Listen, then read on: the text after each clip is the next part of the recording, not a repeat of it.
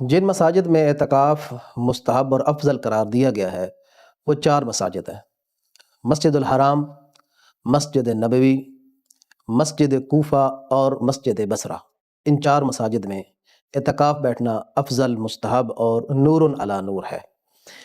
ان 4 کے علاوہ ہر شہر کی جامع مسجد میں بھی اعتکاف کیا جا سکتا ہے، اور جامع مسجد کی تعریف کے لیے یا کسی بھی مسجد کا جامع ہونے کے لیے اس میں نماز جمعہ کا انعقاد ضروری نہیں ہے۔ نماز جمعہ منعقد ہوتی ہو یا نہ ہوتی ہو، جامع مسجد ہونے کا معیار اس کی اپنے شہر میں مرکزیت ہے۔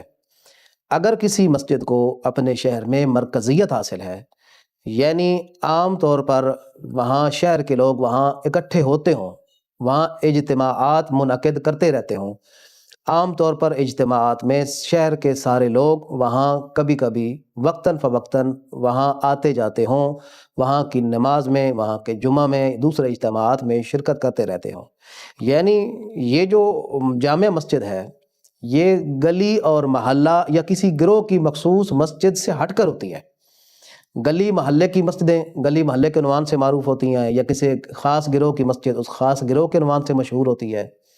تو یہ وہ مسجد ہے کہ جو ان عنوانات سے ماوراء مافوق ہوتی ہے، اس میں یہ عنوان نہیں ہوتا، اس کو مرکزی حیثیت حاصل ہوتی ہے۔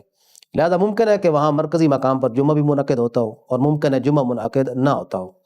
ہاں، اس کے لیے جو اہم چیز ہے جس کی طرف عام طور پر توجہ نہیں کی جاتی وہ ہے اس جامع مسجد میں صحیح جماعت کا منعقد ہونا۔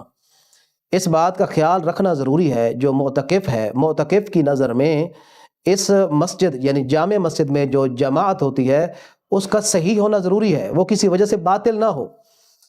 مثال کے طور پر اگر پیش نماز وہاں عادل نہیں ہے، معتکف اعتکاف کرنے والے کی نظر میں یہاں کا پیش نماز عادل نہیں ہے، تو ظاہر سی بات ہے پھر وہاں جماعت بھی درست نہیں ہے، یا کسی اور وجہ سے وہاں جماعت باطل ہوتی ہے۔ مثال کے طور پر وہاں غصبی صف بچھائی گئی ہے تو غصبی صف پر نماز پڑھنا باطل ہے۔